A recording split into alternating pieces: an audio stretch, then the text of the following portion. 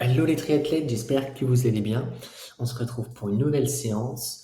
Et comme vous le voyez, il fait beau, il fait chaud, donc on va retourner dans l'eau cette semaine pour une séance de natation. Ça sert à rien de faire des séances de course à pied ou de vélo trop intenses. Dans l'eau, on peut se faire un peu plus plaisir avant une éventuelle surchauffe. Alors, une séance quand même qui va être intéressante pour travailler des zones que l'on néglige souvent en natation, la Z5 et la Z4, donc des zones assez intenses tout de même.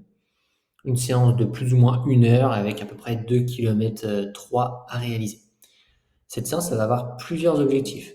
Travailler autour de votre vitesse critique qu'on vous aide à calculer dans le générateur d'allure que vous pouvez retrouver en description, mais aussi avec un objectif de renforcement des muscles inférieurs en accumulant des kilomètres de natation à des vitesses assez intéressantes et donc avec une force exercée dans l'eau assez intéressante. Donc aussi une partie renforcement dans cette séance. Pour l'échauffement, qui va être assez conséquent au vu du cœur de séance, on va commencer par 100 mètres crawl tuba. Donc là, vraiment pour vous concentrer sur votre alignement, sans être trop focus sur la respiration et sur la sortie de tête. On enchaîne avec 100 mètres de crawl avec un pull boy, 100 mètres de crawl classique. Et ensuite, on commence quelques intensités pour démarrer le corps de séance dans de bonnes dispositions.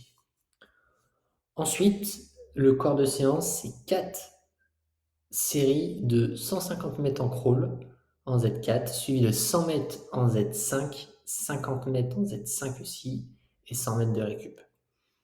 Outre l'intensité qui sera progressive, le temps de récupération, lui, est dégressif. Donc ça, c'est hyper intéressant puisque l'intensité va augmenter, mais vous allez avoir de moins en moins de temps de récupération entre chaque série. Hormis à la fin du bloc, bien entendu.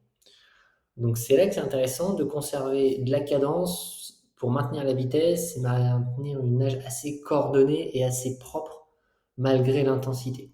Et c'est cet ensemble qui va vous permettre d'avoir un bon renforcement, de muscler vos muscles inférieurs et progresser sur des vitesses assez élevées pour après les maintenir un peu plus longtemps par la suite.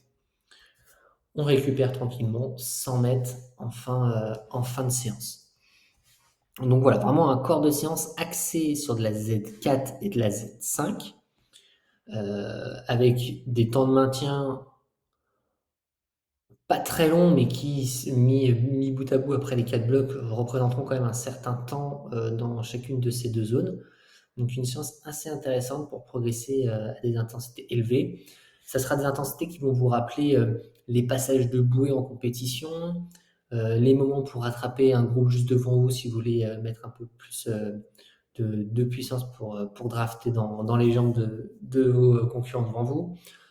Ça peut représenter aussi un départ de natation sur un triathlon. Donc voilà, des intensités quand même qui ne sont pas négligées, qui ne représenteront jamais le, le cœur d'une partie natation sur un triathlon, mais qui représenteront des petites accélérations entre 30 secondes et 2 minutes le jour J.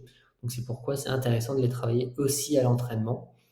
D'abord de les appliquer en piscine, et puis par la suite, quand vous vous sentirez mieux, d'appliquer directement ça en eau libre, un peu dans le style des séances que l'on vous a proposées il y a 15 jours, qui était une séance en eau libre que vous pouvez retrouver juste en vignette, juste en haut à droite. Donc voilà, j'espère que cette séance va vous plaire. N'hésitez pas à nous dire vos commentaires s'il y a des choses qui sont sur lesquelles vous êtes moins à l'aise. On peut travailler ses points faibles et voir comment on peut s'améliorer pour vous proposer toujours des séances qui collent le mieux avec ce que vous souhaitez avoir. Voilà, merci beaucoup et super séance à vous.